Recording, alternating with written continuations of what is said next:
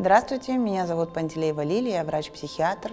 И сегодня мы будем с вами говорить о детях, о подростках, как они реагируют на стрессовые ситуации, как, например, на ситуацию, связанную с коронавирусом, с ковид сейчас в нашей стране.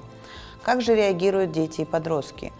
Является проводником всех эмоциональных реакций на стресс, эмоциональных реакций на какие-то изменяющиеся ситуации в жизни – это родители, взрослые, которые окружают ребенка. То, как взрослый реагирует на ту или иную ситуацию, так же отреагирует и ребенок. Мы реагируем по-разному на стрессовые ситуации. У нас есть три типа реакции. Первый тип реакции – это реакция замирания.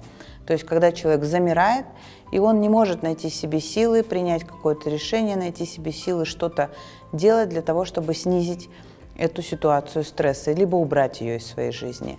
Второй тип реакции – это реакция бегства, то есть когда человек убегает. Например, она проявляется в отрицании, когда человек отрицает наличие той или иной стрессовой ситуации. Например, сейчас очень многие говорят, это какой-то заговор, это кто-то придумал, это какой-то политические договоренности, заговоры, кто-то делает исследования, то есть это реакция отрицания. Третий тип реакции – это реакция нападения, то есть когда человек, или реакция борьбы, когда человек мобилизует все свои ресурсы для того, чтобы бороться с ситуацией стресса. И там есть рациональный путь, то есть когда человек начинает искать, кому нужна помощь, он начинает активно вовлекаться в помощь другим людям, искать какие-то дополнительные ресурсы, чтобы помочь не только себе и своей семье, но и другим людям помочь выйти из этой ситуации.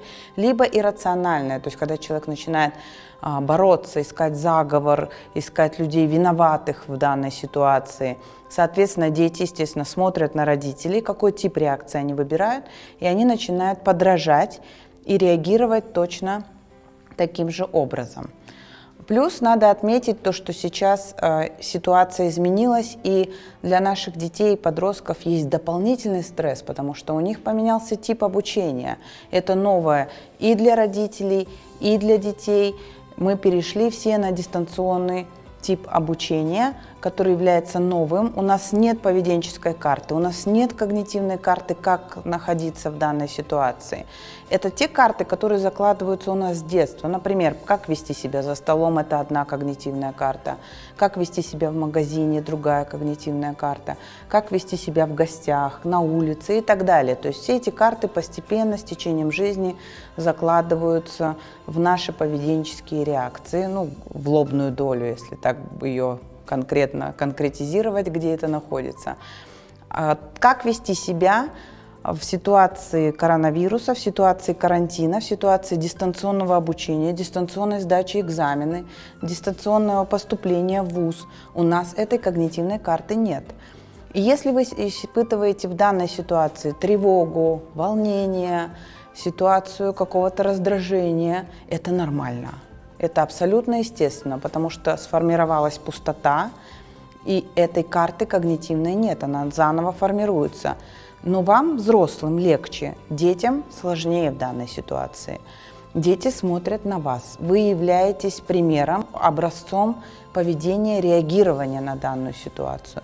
И если вы будете уделять хотя бы 20 минут в день для своего ребенка, куда вы идете как на свидание с самым любимым человеком в своей жизни, вам необходимо подготовиться к этому свиданию абсолютно честно, абсолютно правильно вести себя в данной ситуации, то есть сесть со своим ребенком, спокойно с ним поговорить, о чем он волнуется, о чем он переживает, чего он боится, как вы можете помочь, что он ожидает от вас, какую поддержку он ожидает от вас. Сказать, что вам тоже сложно, вам тяжело, вы тоже испытываете страх, чтобы он понял, что родитель, он не супергерой, он тоже испытывает страх, и значит, это нормально, то, что я боюсь.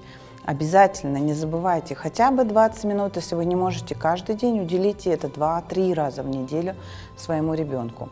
Обязательно позаботьтесь о том, чтобы в неделю хотя бы раз у вас был день, когда вы отдыхаете, когда вы получаете какое-то развлечение. Да, сейчас все закрыто, закрыты какие-то площадки, закрыты какие-то развлекательные центры, но у нас есть природа, прекрасная погода, светит солнце, вы можете выйти на банальный простой пикник, взяв там какие-то бутерброды или сосиски или что-то еще, поиграть в какие-то игры, выбивалы, перетягивание каната, там, футбол на природе.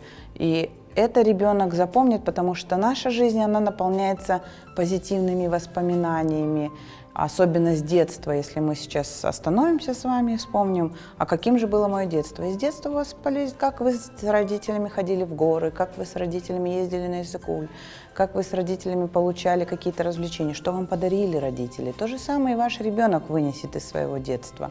Любовь и заботу от своих родителей.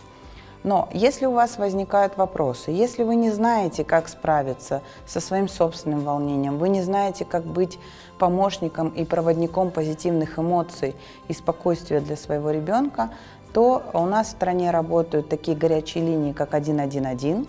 Это линия доверия и помощи детям, подросткам и их родителям. И плюс у нас работает прямая линия, горячая линия 118. Это также помощь справиться с волнением и с тревогой при COVID-19.